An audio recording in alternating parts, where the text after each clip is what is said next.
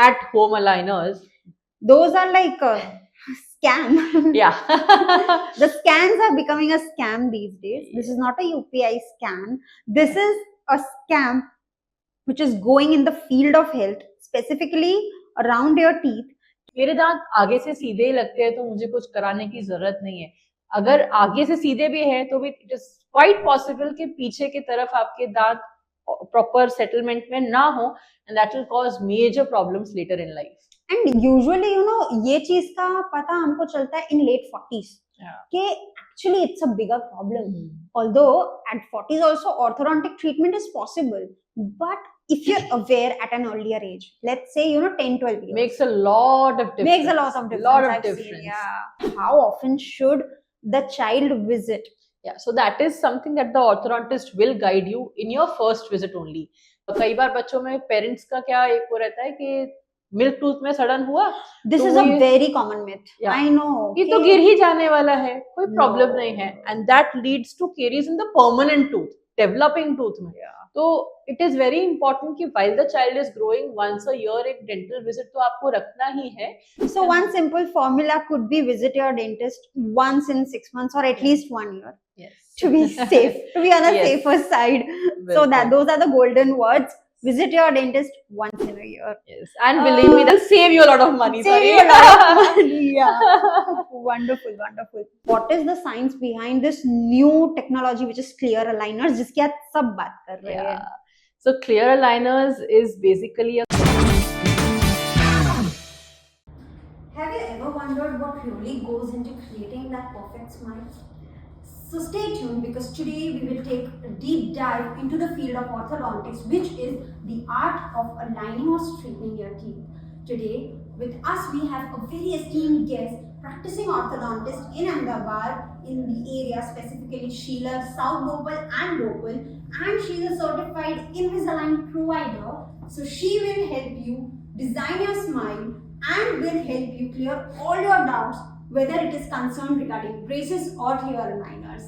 And trust me, after this podcast, you will never look at your smile the way you were looking it before. Hello and welcome to the new episode of Smile Podcast, and welcome Dr. Naisargi Mehta. Thank you for being here and giving us a great insight about the art and science of aligning teeth. So before knowing about anything else, ये एक सालों से नहीं myth चला रहा है कि दांत सिर्फ तब सीधे करवाओ कि शक्ल पे अच्छे नहीं लग रहे हैं, या फिर के it will be a cosmetic treatment, you will look better. But what is the ground reality कि alignment की जरूरत क्यों है? So honestly, I've heard this from so many people. In fact, कुछ लोग तो alignment पे focus नहीं करते. They're like, मुझे ये एक दांत ऊपर है ना, वो cute लगता है. But orthodontics is not about alignment. आपके दांत जब टेढ़े मेढ़े होते हैं ना, तो it causes a lot of problems overall आपके functionality में. So there's 3 bases on which orthodontics works. एक है alignment for your aesthetics, एक है alignment for your functionality, and one is for stability.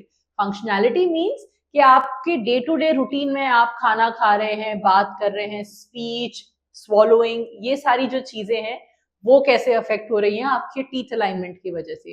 And stability is कि once your treatment is finished, उसके बाद में आपका ओवरऑल एक जॉ एंड टीथ स्टेबिलिटी कैसा है, that is about stability. So orthodontics is basically these 3 things combined. It's not कि मेरे दांत आगे से सीधे ही लगते हैं तो मुझे कुछ कराने की जरूरत नहीं है.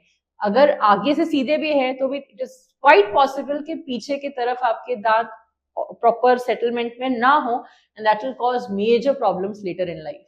एंड यूजुअली ये चीज का पता हमको चलता है इन लेट 40s कि actually it's a bigger problem.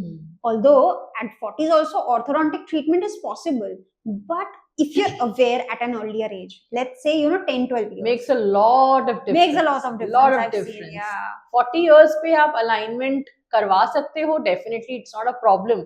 But जो changes आप growing phase में देख सकते हो, while you're still in that phase जहाँ आपकी हड्डियां बढ़ रही हैं, आपका overall organs grow कर रहे हैं, वो phase में जो आप changes create कर सकते हो, वो इतने स्टेबल और इतने परमानेंट होते हैं कि वो एक लॉन्ग टर्म ऑटोमेटिकली उसमें फिर आपको कुछ देखना ही नहीं पड़ता. इट्स नॉट लाइक कि ट्रीटमेंट हो गया उसके बाद सोच रहे हैं अभी ये करना है, अभी वो करना है, वो ऑटोमेटिकली उसमें इंक्लूड हो जाएगा सब कुछ, and it will be a part of you then.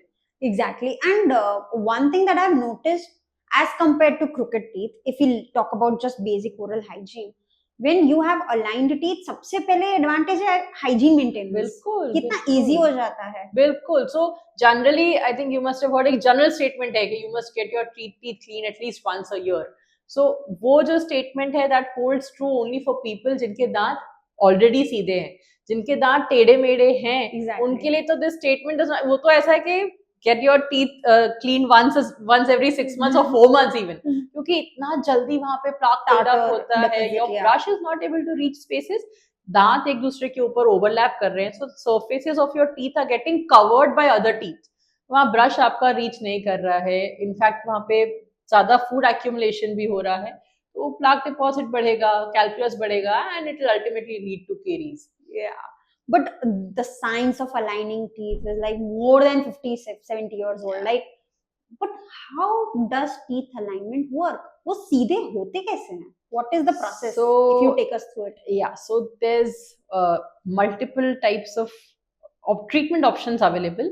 जो बहुत पहले से there are things जो बहुत पहले यूज की जाती थी, अभी वो अलग तरीके से फिर यूज होने लगी. एंड देन अभी इवन न्यूअर अप्लायंसेस, जैसे if I get into it, सबसे पहले एक वो बेग्स करके आता था, which is obsolete now, which is completely obsolete. वो अभी कोई यूज नहीं करता है. That was very technique specific. उसके बाद में आए ब्रेसेस, जो अभी हम जनरली देखते हैं, कन्वेंशनल ब्रेसेस. ब्रेसेस में भी अगेन बहुत सारे टाइप है. Metal braces regular with your wires, it has multiple types, तो उसका भी मैकेनिक्स अलग है. What they basically do is कि वो जो वायर्स होते हैं, they have a memory retention, तो वो जो है एक अपनी शेप में आने की कोशिश करते हैं. When your teeth are mal aligned, वो वायर को डी-शेप करके हम एंगेज करते हैं टूथ के साथ में, and then that wire tries to come in its natural position, जहाँ उसको मेमोरी है कि मुझे इधर आना है, and it brings the tooth along with it. And then उसके बाद में अभी clear aligners, तो I think everybody knows about clear aligners these days. And उनका भी मैकेनिक्स एकदम अलग है. सो दैट इज बेसिकली कौन सा ट्रीटमेंट ऑप्शन आप ले रहे हो, उस हिसाब से आपका टीथ अलाइनमेंट होगा. राइट. एंड जब टीथ को उनकी पोजीशन पे आना है, तो there is a certain force which you give to that particular case. And how and does it is that very specific. It is very specific forces. That is the reason we say कि एक orthodontist का involvement बहुत ज्यादा जरूरी है, because each tooth, individual tooth and each individual patient is very different. कि कितना force कौन सा पर्टिकुलर टूथ है उस पे लगाना है. ऑल्सो एक ही टूथ है बट वो आपका है और किसी दूसरे पेशेंट का है, तो उसका भी फोर्सेस अलग अलग होगा. It depends on various things, bone health, bone health, periodontal condition, gum health, everything. वो सब देख के फोर्स डिसाइड होता है. Wonderful. But अगर force exceed होता है, let's say कि someone who is not a certified orthodontist, if the force exceeds a certain limit, तो क्या problems आ सकती है? As in, it's a huge topic.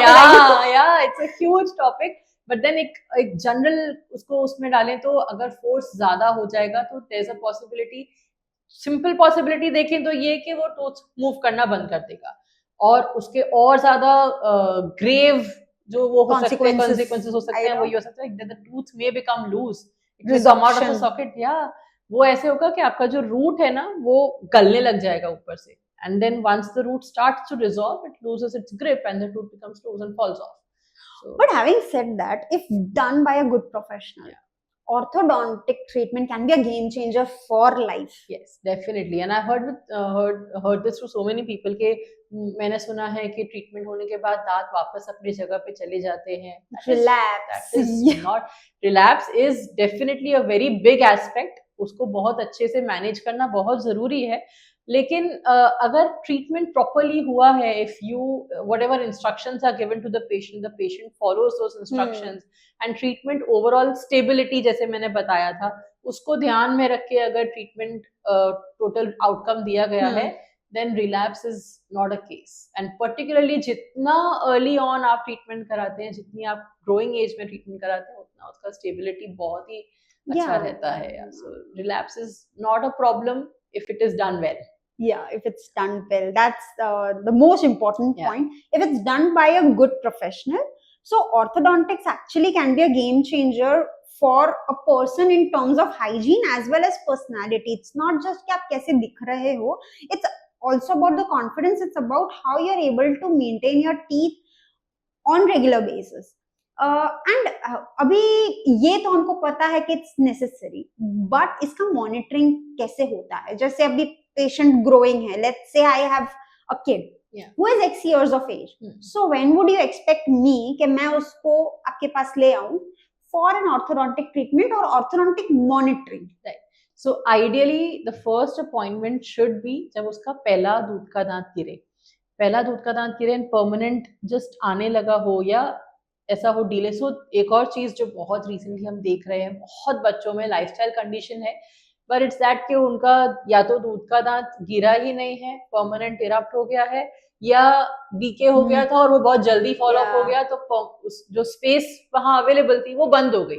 So permanent जो है वो बाहर ही नहीं आ पाया, अंदर ही कहीं फंसा. ऑलमोस्ट एवरी वीक ऐसा एक आध केस हमारे almost every week. This is just lifestyle और कुछ उसमें there is nothing major to it, but ये हो रहा है. But some parents are very conscious about it. They take care really well कि इसका ये वाला दूध का दांत नहीं गिरा और परमानेंट आने लगा है, what should I do? So they are well aware of it, but some people are like कि अपने आप गिर जाएगा, let's see future में क्या होगा. They don't know about the consequences, of course. So जब आपका first permanent tooth erupt हो रहा है, वो एज पे आप कंसल्ट करें, because many times ऐसा भी हो सकता है कि किसी एक पर्टिकुलर इंडिविजुअल टूथ में ही कोई माल ऑक्लूजन हो. सो इन दैट केस उसी पॉइंट पे सिर्फ उसी एक टूथ को करेक्ट किया जा सकता है. So one is that. फिर कभी कभी क्या होता है कि पर्टिकुलरली जैसे अगर हम बात करें गुजरात महाराष्ट्र, जो वेस्टर्न जोन है, उसमें एक बहुत ही पिक्यूलियर फेस का जो एक टेंडेंसी है वो ये है कि जो लोअर जॉ है थोड़ा पीछे रह जाता है. That is class 2. It is called class 2 in our medical books के क्लास 2 टेंडेंसी है, लोअर जॉ पीछे की तरफ रह रहा है. तो वो जो प्रॉब्लम है ना, उसके वजह से और बहुत हो सकता है. दूसरा ये कि उसका जैसे कई बार पेरेंट्स आके बोलते हैं कि बच्चा है ना मेरा मुंह खोल के सोता है. When your lower jaw is backwardly placed, no, आपका जो एयरवे है बच्चे का वो भी ऑब्स्ट्रक्ट होता है, तो बच्चा मुंह खोल के ब्रेथ लेने की कोशिश करता है. So all those things can be avoided कि while the child is growing, अगर हम वो करेक्ट कर देंगे, अगर हम गाइड कर देंगे जॉ को आगे की तरफ, क्या तो ऑटोमेटिकली एक तो उसका बाइट करेक्ट हो जाएगा, वो जो टीएमजे इश्यूज आगे जाके उसको लाइफ में आ सकते हैं वो नहीं आएंगे, एंड एयरवे भी इम्प्रूव हो जाएगा. सो इट्स नॉट लाइक हर बच्चे में ये केस है, बट देन जिसमें है उसमें हम करेक्ट एज पे इंटरवीन कर सकते हैं. या and sometimes early intervention will reduce the cost of treatment drastically. Yes, बिल्कुल. Because then अगर एक इंडिविजुअल टूथ पे आप करेक्शन कर रहे हैं, you're not tying all the teeth together. Apart from cost, overall treatment duration कितना कम हो जाता है, because orthodontic correction in all your teeth takes a minimum of 1 year. Okay, with aligners of course वो time थोड़ा reduce हुआ है, जैसे जैसे एडवांसमेंट हो रहा है इस फील्ड में, वैसे वैसे टाइम रिड्यूस हो रहा है, बट स्टिल एक सिंगल टूथ में correction can be achieved in a month.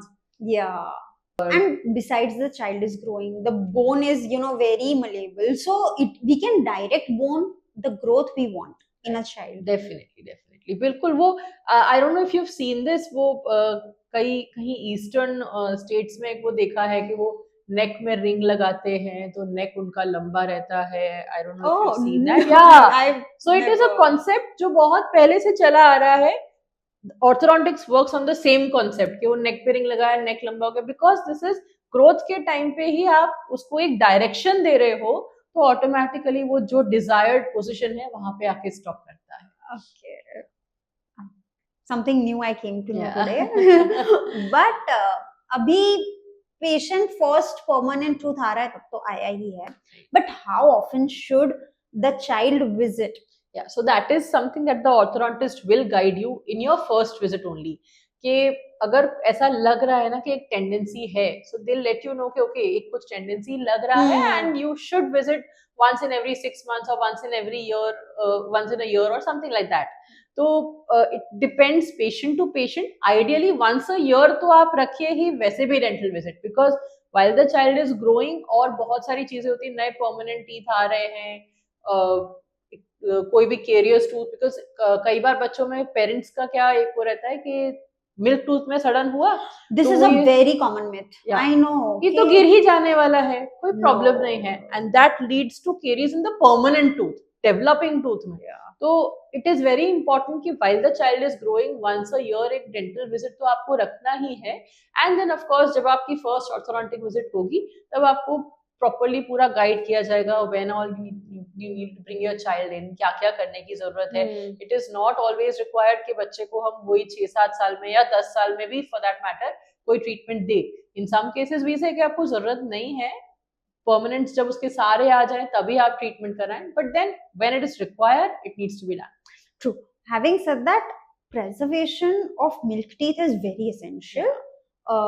I recently saw a case where patient had multiple carious teeth, but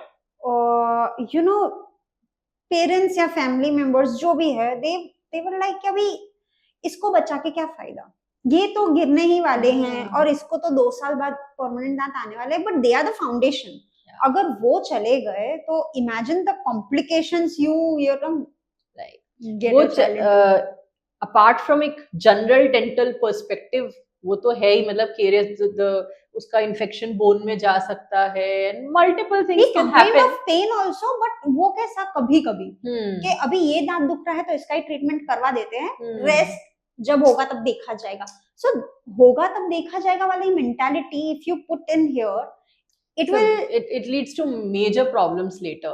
और फिर अपार्ट फ्रॉम, जैसे मैंने बताया, apart from this general dental perspective, अगर हम सिर्फ ऑर्थोडोंटिक्स के ऊपर फोकस करें तो जैसे कि बच्चे का दांत सड़ के कई बार ऐसा होता है कि अपने आप वो फॉल ऑफ हो जाता है, सडन है एकदम, या तो सिर्फ एक रूट बचा है उसको और कुछ बचा नहीं है। सो व्हाट हैपेंस इज जो नेबरिंग टीथ है, ऑटोमेटिकली हमारे ये टीथ का टेंडेंसी है, you know that, to close the space. Yes, so wherever it gets space they try to close it. अभी वहां पे वो क्राउन खत्म हो गया, this just a root, so these neighbouring teeth they try to come along closer, और वो पूरा स्पेस ऑक्यूपाई हो जाता है, बहुत थोड़ा सा स्पेस बचा या ऑलमोस्ट पूरा ऑक्यूपाई हो गया।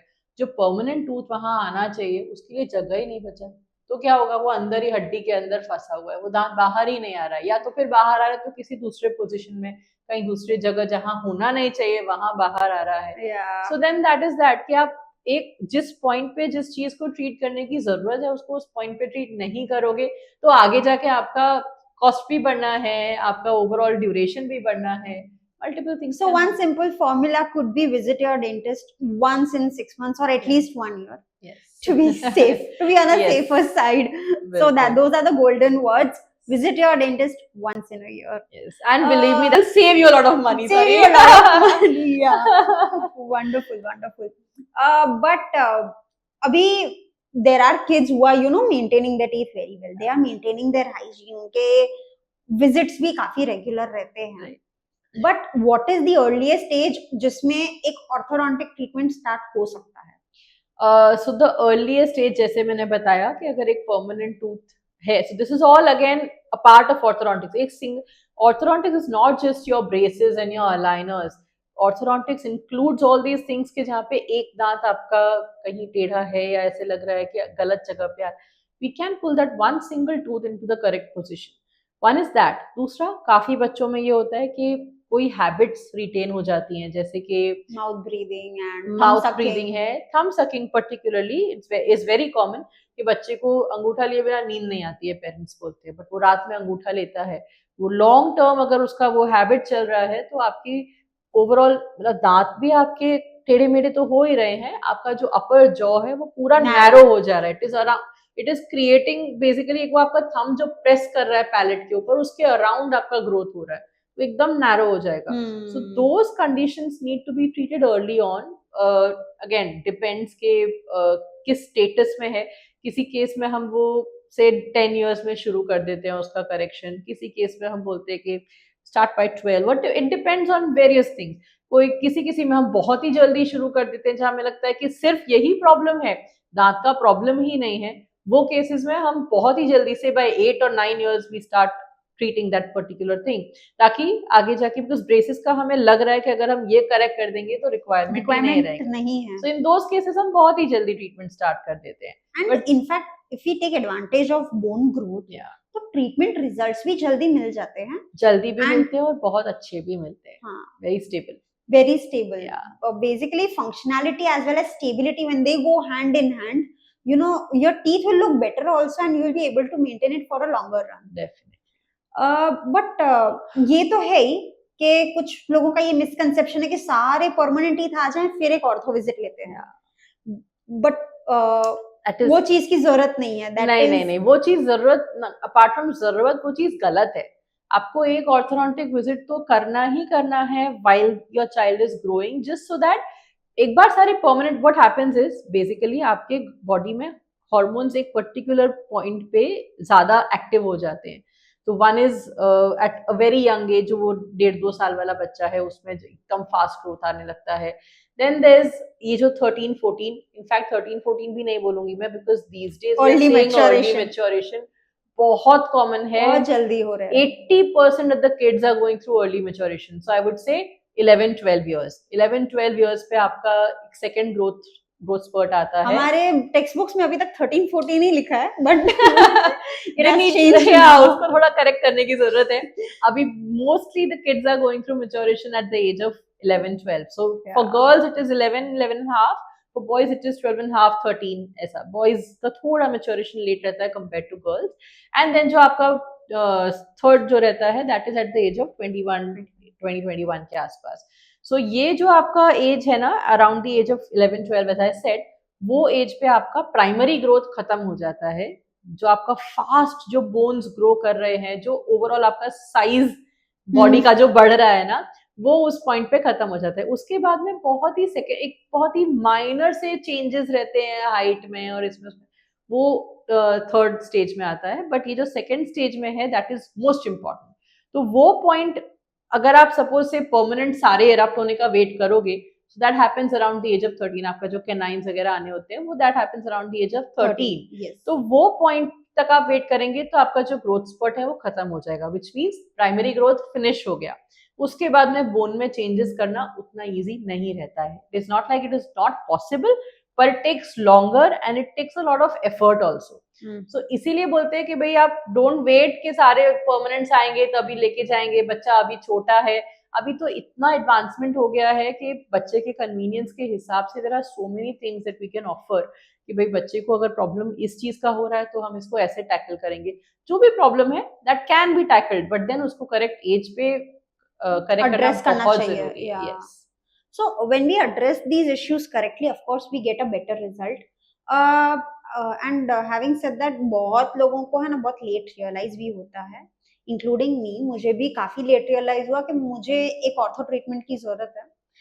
Only when I entered into dentistry I realized कि you need to get it corrected. The alignment has to be there, otherwise hygiene का problem बहुत रहेगा.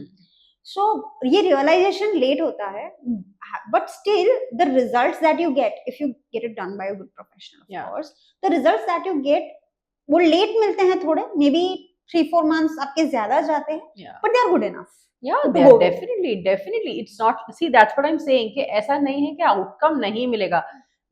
In fact, we are treating patients that are 45 years old. Yeah, I know. Not with aligners, with braces, regular braces से 45-year-old patient treat कर रही हूँ मैं.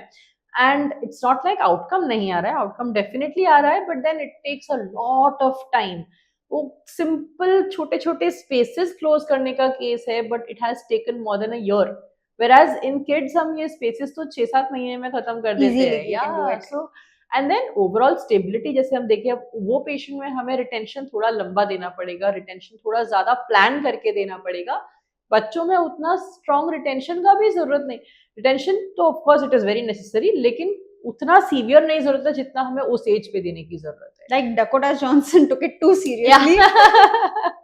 She mentioned कि उसको काफी टाइम तक रिटेनर्स था. Yes. And she was suffering from a neck pain. Yeah, that is because वो ग्रोथ हुआ बाद में, रिटेनर्स के बाद में. जो उनको रिटेनर्स लगा के दिए, वो रिटेनर्स उन्होंने इतने लंबे टाइम तक पहन लिए कि उनकी बोन्स ग्रो हो गए, जॉब ग्रो कर गई, but the teeth stayed there. तो वो एक स्पेस क्रिएट हो गया उसमें. And then when they removed it, it automatically closed. So that is what I was talking about कि हमारे दांतों में नेचुरल टेंडेंसी होती है स्पेस क्लोज करने की. तो जैसे उसमें हुआ कि रिटेनर निकाला, दांत आपस में वापस अपने एक दूसरे के साथ आ गए. So it's just like that. If you lose a tooth, your teeth will drift and they will try to close that space. Exactly that ये हमारे प्रोस्थेडोंटिक पर्सपेक्टिव में भी बहुत इंपॉर्टेंट पॉइंट है. some adults they come to us कि एक ही molar missing है पर चलेगा, क्या दूसरी फर्क बाजू से पड़ता खा है? रहे हो. I was like no, don't take it like एक ही साइड मिसिंग है दूसरी बाजू से चबा लेंगे. But that is a whole different topic. Coming back to the science of orthodontics, इतने टाइम से ये ब्रेसेस तो बहुत ही प्रूवन टेक्नोलॉजी है कि braces work very efficiently in almost every cases. Young patient हो, 40-year-old हो, 50-year-old हो, it works. Yeah. But what is the science behind this new technology which is clear aligners जिसकी आज सब बात कर रहे हैं? So clear aligners is basically a clear material जो आपके teeth के shape का बिल्कुल proper specific set होता है, vacuum pressed होता है. What happens is first we take a scan of your teeth. It can be either of those two. It can either be a scan or it can be an impression जो बहुत पहले से use होता है कि वो एक tray लगाया, दांतों का नाप लिया. बट वो जो नाप है that is done through scans now. कि वो नाप लिया था दांत का, वो अभी एक बॉन्ड लगाया और लाइफ साइज आपके टीथ का मॉडल क्रिएट होता है. And on that model vacuum pressed trays होते हैं जो gradually. So basically what happens, अपने पास एक प्री आउटकम है, एक हमारे पास प्री ट्रीटमेंट है कि भाई दांत अभी ऐसे हैं. We plan the whole thing beforehand. Treatment start होने से पहले ही हम पूरा प्लान करते हैं कि हमें ये टीथ को ये पोजीशन पे लेके फिनिश करना है. सो वो जो प्लान क्रिएट होता है वो प्लान के हिसाब से ट्रेज 1 by 1 क्रिएट होती है कि यहाँ से हमें यहाँ तक लेके जाना है. Now each tray has a limitation कि वो इतना ही दांत को मूव करेगी. जो फोर्सेस के हम बात किए थे कि एक ट्रे एक पर्टिकुलर लेवल ऑफ फोर्स ही लगा सकती है, वहां पे वो फिनिश होता है. Then you have to change into a new tray. वो ग्रेजुअली ट्रे बाय ट्रे आपके दांत धीरे धीरे जो प्लान्ड पोजिशन है वहां पे आपके दांतों को लेके जाता है. The good thing with this is कि आप ट्रीटमेंट शुरू करने से पहले ही देख सकते हो कि आपका ट्रीटमेंट किस पॉइंट पे फिनिश होगा. That is of course a major benefit. उसके और बहुत सारे बेनिफिट्स हैं which we'll get into. Yeah. So this is a form of AI which has come into the field of dentistry. It is a form of AI, but it also has a lot to do with your orthodontist. क्योंकि software को ये मालूम है कि मुझे ये दांत को कहाँ फिनिश करना है, but is it actually possible? क्योंकि कोई एक दांत कितना मूव करेगा वो सॉफ्टवेयर को नहीं मालूम है. पेशेंट का पेरियोडोंटल कंडीशन माने गम हेल्थ कैसा है, बोन हेल्थ कैसा है, वो भी उस सॉफ्टवेयर को नहीं मालूम है. So I don't know if you've come across this at-home aligners. Those are like scam. Yeah. The scans are becoming a scam these days. This is not a UPI scam. This is a scam which is going in the field of health, specifically around your teeth. कि वो आपको ये कहते हैं कि हम आपका घर आके स्कैनिंग करके जाएंगे and you will get your aligners at home, और वो काम कर जाएगा 6-8 महीने में आपको सीधे दांत मिल जाएंगे. Now I don't know in which universe this is possible. Dr. Naisargi will address. It's funny. It's funny. Every time this ad comes, मेरे को इतना हंसी आता है देख के कि they're just sitting at home and वो उनको घर पे भेज दिया कि इसका मेजरमेंट लेके हमको दे दो. They're sending those stray homes because nobody is looking at what is actually going on inside the bone.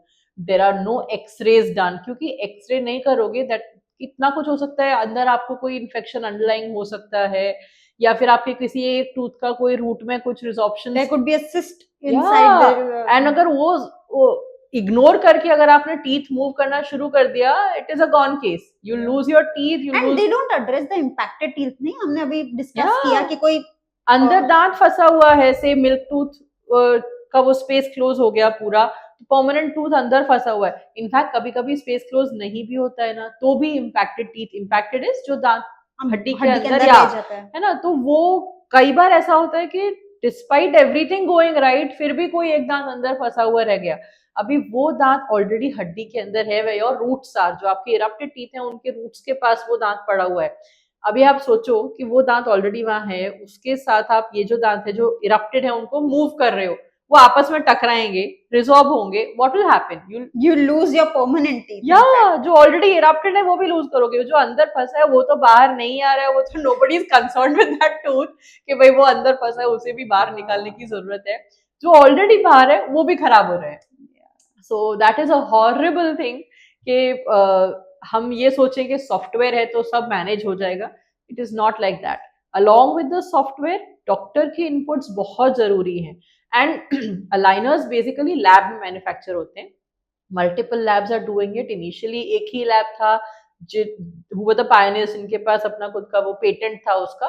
So they were the only ones. Invisalign, we've all heard about it. Yeah. They were the ones doing it. And then जैसे उनका patent finish हुआ, अभी बहुत सारे labs manufacture करते हैं. But then वो labs doctor के इनपुट्स कितना अच्छे से अपने मटेरियल में इनकॉर्पोरेट कर सकते हैं. कितना ज्यादा जैसे उनको बोला जा रहा है कि ये पर्टिकुलर टूथ इतने फोर्स में यहाँ तक ही मूव होना चाहिए, वो एक्चुअली वो लोग कितना ट्रीटमेंट में लेके आ रहे हैं. That is very If important. you're not able to incorporate what doctor says, then the technology fails at the base point only. Yes. क्योंकि I don't know about others. We have done maximum cases with Invisalign only. Yes, I prefer. Yeah. Same here. Yeah. So, a promised result would be, even if it's expensive by X amount, but if they are giving a promised result, if they are giving a consistent result, that is more important for a patient than, कुछ छोटा मोटा खर्चा ज्यादा आ भी नहीं, गया फिर क्या होता है पता है कि व्हाट हैपेंस इज कि आपने एक चीपर ऑल्टरनेटिव ले लिया. वो आपको ऐसा बोल रहे हैं कि हाँ ये दांत इधर से इधर पहुंच जाएगा. आपको पहले दिखा दिया कि हाँ ये बहुत अच्छा है और ये ऐसे हो जाएगा. But then the material is not able to incorporate that in the whole thing. तो फिर वो ट्रीटमेंट आपको दिख भले रहा है, स्क्रीन पे दिख रहा है कि इतना अच्छा हो जाएगा, बट वो एक्चुअली ट्रैक नहीं करेगा. Your teeth will not cooperate with the material. Okay, so outcome नहीं आया, फिर क्या होगा? फिर आप सोचेंगे कि अरे ये तो हुआ नहीं, यू विल अगेन पे एन एक्स्ट्रा अमाउंट. उससे बेटर है कि आप पहले से ही एक करेक्ट ऑप्शन चूज करिए. यू मे फील लाइक कि इनिशियली आप थोड़ा सा ज्यादा पे कर रहे हैं and the cost is actually very reasonable. I mean वो रीजनेबल इन द सेंस कि जो आपको सामने उसका आउटकम मिल रहा है ना, that is it is worth it. It is worth it. Yeah. Truly. Yeah. But still having said that, ये जो Invisalign है, there are some aligners जो locally भी manufacture हो रहे हैं, but for some cases they are good enough. Yeah. Mild moderate cases में इतना issue नहीं आता. Definitely. Your orthodontist can guide you क्योंकि they have worked with all these labs. उनको मालूम है कि कौन सा किसका क्या कितना potential है. So then कभी-कभी ऐसे होता है कि कोई केसेस बहुत ही बेसिक होते हैं और हमें ऐसे लगता है कि हाँ इसमें कोई प्रॉब्लम नहीं है, तो हम वो ऑप्शन देते हैं. बट देन अगेन आखिर तो सब कुछ वहां जाके खत्म होता है कि आपका डॉक्टर क्या समझ रहा है, आपकी प्रॉब्लम्स कितनी समझ रहा है, एंड वो प्रॉब्लम्स कितना अच्छे से वो लैब को कन्वे कर पा रहा है. True, that is very true. क्योंकि अल्टीमेटली आपको जो रिजल्ट चाहिए, it should be sustainable for life. But ये जो क्लियर अलाइनर्स है, ब्रेसेस है, if we have to weigh the pros and cons, कि अभी चलो ठीक है ब्रेसेस भी तो सही रिजल्ट दे रहा है ना, then why to choose clear aligners. So outcome wise देखें तो दोनों में कोई डिफरेंस नहीं है. It's not like one is better than the other. Braces and aligners दोनों ही आपको आउटकम मोर और लेस सेम देंगे. डिफरेंस कहाँ आता है? One is treatment time. एक तो अलाइनर्स दे वर्क, उनका जो मैकेनिक्स है is very different from braces. So वहां पे आपको एक पहले इनिशियल अलाइनमेंट का वेट नहीं करना पड़ता है टीथ मूव करने के लिए. सो देन वो डायरेक्टली मूवमेंट चालू हो जाता है. So they work faster compare to your braces. That is one. दूसरा ये है कि they are very comfortable. Braces में देयर सो मेनी इनकन्वीनियंसेस. आपको कहीं वायर चुभ रहा है, कहीं कुछ चुभ रहा है, वन इज दैट. या फिर आपको खाने में रिस्ट्रिक्शंस हैं. मोस्ट ऑफ द टाइम्स आपके डॉक्टर इमीडिएटली आपको बोल देंगे क्योंकि ब्रेसेस करा रहे हो, stop your pizzas, stop your pani puris. True, I know this. With your aligners, because वो रिमूवेबल हैं, whenever you are having your meals you are supposed to remove it. तो आपको खाने में कोई रिस्ट्रिक्शंस ही नहीं है. You can eat whatever you want whenever you want. तीसरा, विजिबिलिटी. ब्रेसेस एकदम दिख रहे हैं मुंह के ऊपर, मेटल दांत के ऊपर लगा हुआ है. These are clear trays. जो दांत के ऊपर, even if you and I are sitting this close, I'll probably not able to figure out कि आपने aligners पहना हुआ या ऐसा कुछ. So aligners में ये है. तीसरा, चौथा next was कि less visits. Aligners में क्या है, आपका ट्रीटमेंट आउटकम पहले ही प्लान हो गया और वो प्लान के हिसाब से आपको पहले से हमने ट्रेस दे दिया. So your visits reduce drastically braces में आप once a month every time आ ही रहे हो, महीने में एक बार, इनफैक्ट कभी कभी 20 days में भी बुलाते हैं डिपेंडिंग ऑन योर रिक्वायरमेंट, कि एक महीने में नहीं तो once in 20 days also I sometimes call my patients who are getting their braces done. With aligners that is not the case, एक साथ ही आपको सारे ट्रेस मिल गए, you have to wear it, you have to remove it, and then particularly with Invisalign अगर हम बात करें तो it comes with application in your phone. The virtual monitoring becomes so It easier. is brilliant. वो phone में आपके application है, उसमें आपको कांस्टेंट रिमाइंडर्स भी आ रहे हैं, उसमें ट्रैक भी हो रहा है, whatever you are logging I in know. वो डायरेक्टली डॉक्टर के पास पहुंच रहा है। सो Patient is in Africa, but I can monitor Yeah. from here कि सब ठीक चल रहा है। क्या स्टेटस है, कौन से दांत पे अलाइनर कितना फिट हो रहा है, कहीं कुछ लूज हो रहा है, ऐसा लग रहा है अलाइनर पकड़ छोड़ रहा है, कुछ भी है, immediately we can look into it. बाकी तब तक आपको आने की जरूरत नहीं है। Clear aligners has covered almost every spectrum of orthodontics, but still there are some complicated cases जिसमें you straight away say कि नहीं इसमें हमको braces ही करना पड़ेगा। So at this point, what are those cases? आपके हिसाब से? That is true.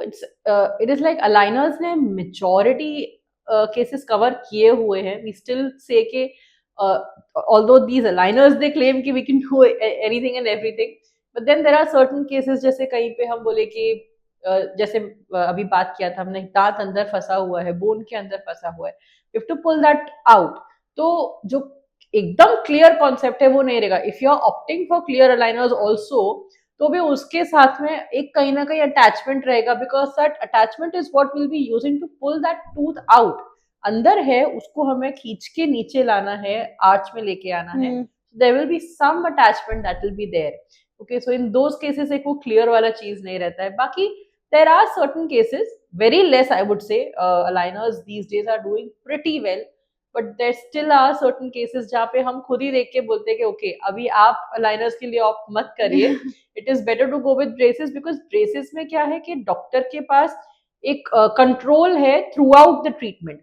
अलाइनर्स में it is at the beginning, जब आप प्लान कर रहे हो, इट इज वेरी इंपॉर्टेंट कि आप प्लान उस तरीके से करें कि आउटकम फाइनली जो आप सोच रहे हैं वैसा आए।